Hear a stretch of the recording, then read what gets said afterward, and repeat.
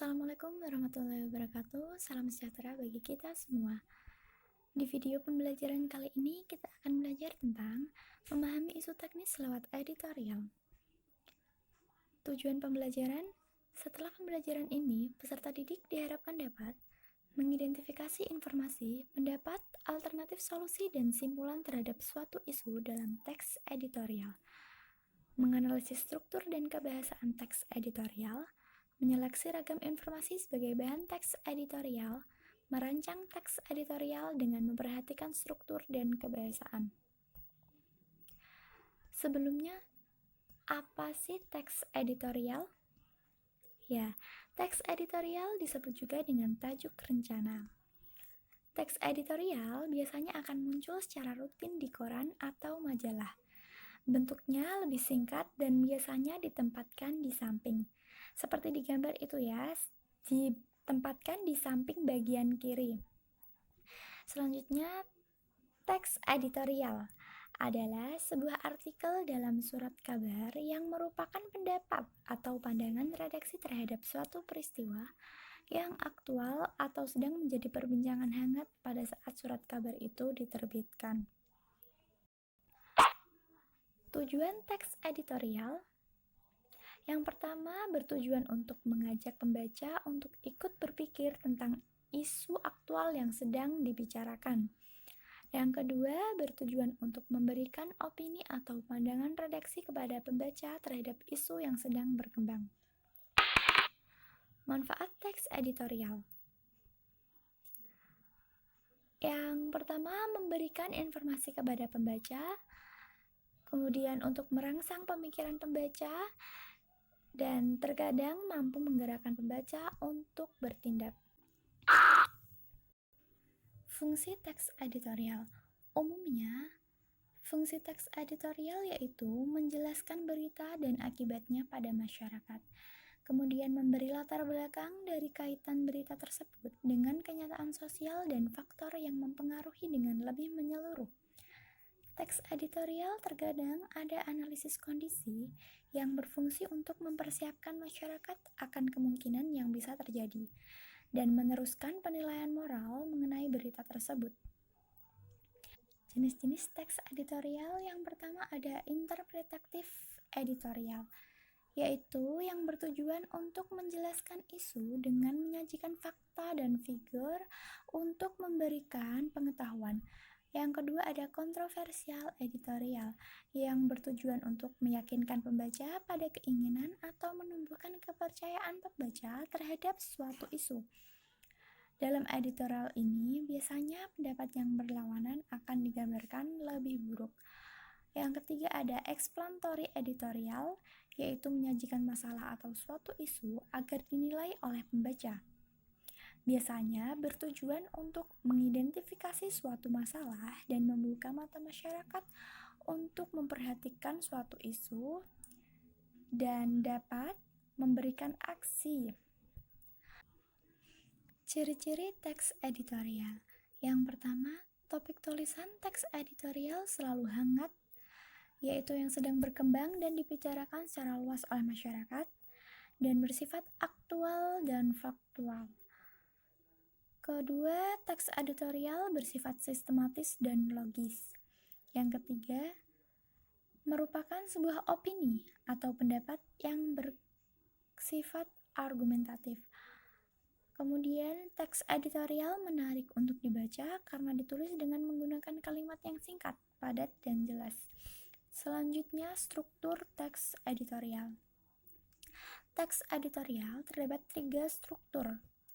Yang pertama ada pernyataan pendapat atau tesis, yaitu bagian yang berisi sudut pandang penulis tentang masalah yang dibahas.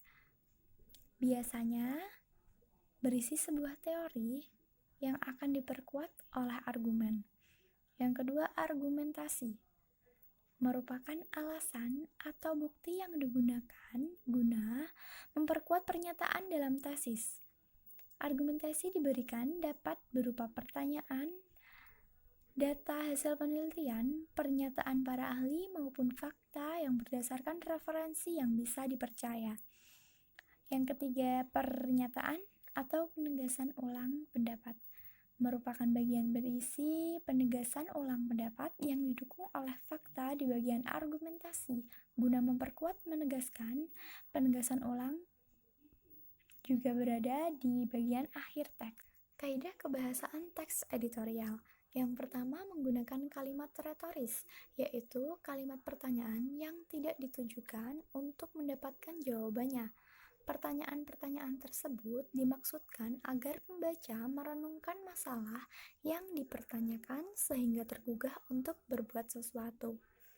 Yang kedua, menggunakan adverbia yang bertujuan agar pembaca meyakini teks yang dibahas dengan menggunakan kata keterangan.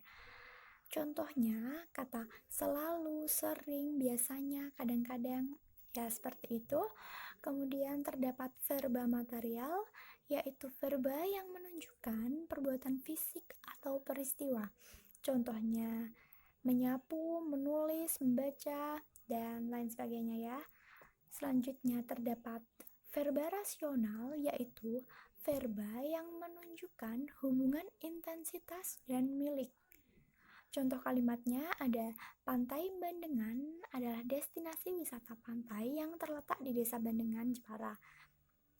Yang termasuk verba rasional yaitu kata adalah. Contohnya yang lain yaitu berada, seperti itu. Selanjutnya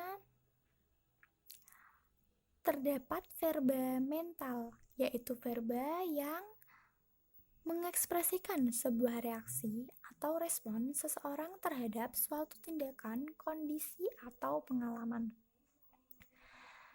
Contohnya kata terharu, yakin, bahagia, seperti itu. Selanjutnya menggunakan konjungsi. Biasanya konjungsi yang digunakan yaitu konjungsi kausalitas.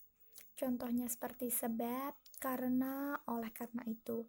Selanjutnya yang terakhir yaitu menggunakan kata ganti penunjuk yang merujuk pada waktu, tempat, peristiwa yang menjadi fokus ulasan.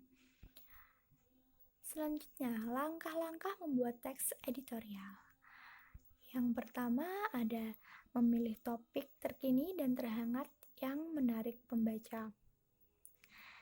Topik yang menarik akan diminati para pembaca, karena pembaca selalu ingin topik yang terbaru. Jadi, kita harus memilih topik yang terhangat sedang terjadi di sekitar kita. Selanjutnya yaitu mengumpulkan data untuk mendukung pendapat. Data di sini berupa fakta-fakta yang berhubungan dengan topik yang akan mendukung pendapat yang sudah dibuat. Kemudian menyesuaikan topik dengan pembaca. Penulis juga harus memperhatikan bahasa, fakta-fakta, dan pendapat yang dikemukakan apakah sudah tepat atau belum bagi pembacanya. Yang terakhir yaitu menyunting teks editorial, yaitu langkahnya untuk memeriksa kembali teks yang sudah dibuat agar kaidah kebahasaan, tanda baca, dan kalimatnya sudah padu dan siap untuk dibaca oleh para pembacanya. Kemudian di sini ada tugas, silakan dicari contoh teks editorial, kemudian mengidentifikasi isi, fakta dan opini, struktur dan kebahasaan yang ada dalam teks tersebut ya. Ibu memberikan waktu jangka 5 hari, kemudian dikirim melalui Microsoft Teams di bagian tugas. Baiklah, selamat mengerjakan. Terima kasih. Sekian pembelajaran kita kali ini. Wassalamualaikum warahmatullahi wabarakatuh.